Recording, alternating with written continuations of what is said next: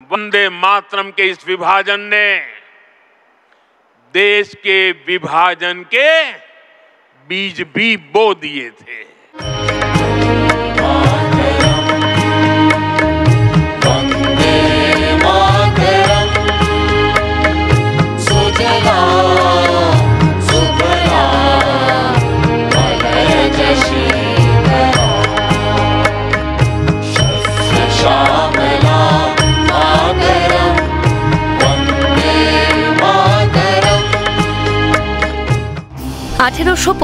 সালের 7ই নভেম্বর অক্ষয় নবমীতে বঙ্কিমচন্দ্র চট্টোপাধ্যায় রচনা করেছিলেন বন্দে মাতরম।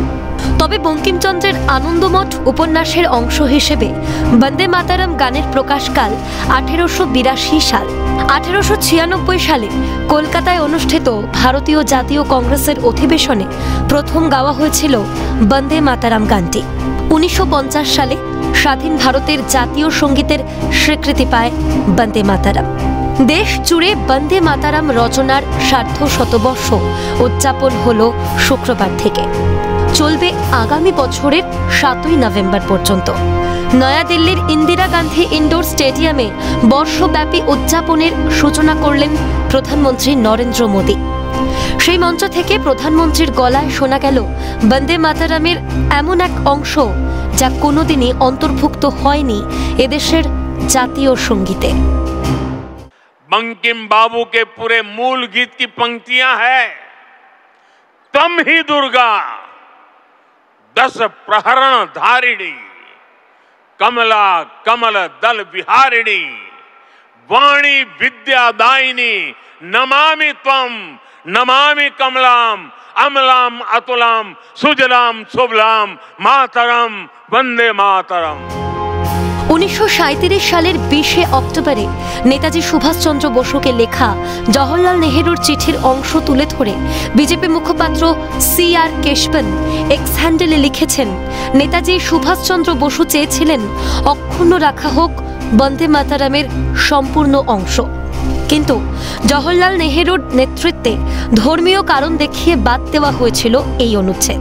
বন্দে মাতরমের সার্ধ শতবর্ষের মঞ্চে প্রধানমন্ত্রীর কণ্ঠেও বন্দে মাতরমের সেই বাদ যাওয়া অনুচ্ছেদ।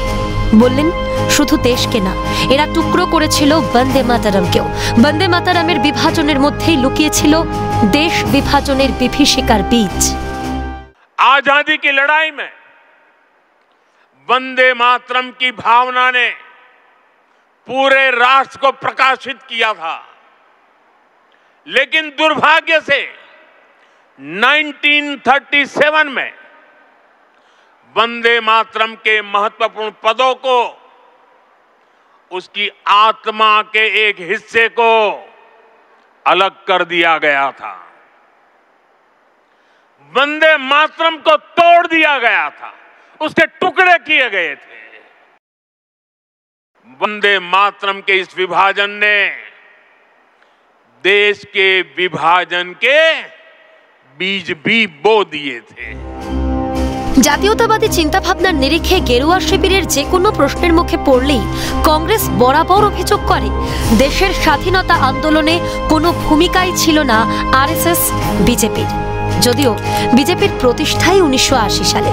বন্দে মাতরম নিয়ে অজানা তথ্য প্রধানমন্ত্রী সর্বসমক্ষে আনতেই মল্লিকার্জুন খার্গেদের সাফাই, যে RSS বিজেপি নিজেদের দফতরেই বন্দে মাতরম গায় না, তারাই এখন বন্দে মাতরমের জন্য কাঁদুনি গাইছে। They have never respected the flag, they have never respected the constitution, nor they have respected the national anthem. They have in totality rejected the diversity that makes India. দাবি যাই হোক, বন্দে মাতরমের সার্ধ শতবর্ষে এসে সর্বস্তরের দেশবাসীর সামনে উন্মোচিত হলো ইতিহাসের পাতায় ঠাঁই না পাওয়া অজানা এক ইতিহাস, তাও প্রধানমন্ত্রী নরেন্দ্র মোদীর মুখ থেকে। প্রশ্ন উঠে গেল, দেশভাগের আগাম ইঙ্গিত কি লুকিয়েছিল বন্দে মাতরমের বিভাজনে?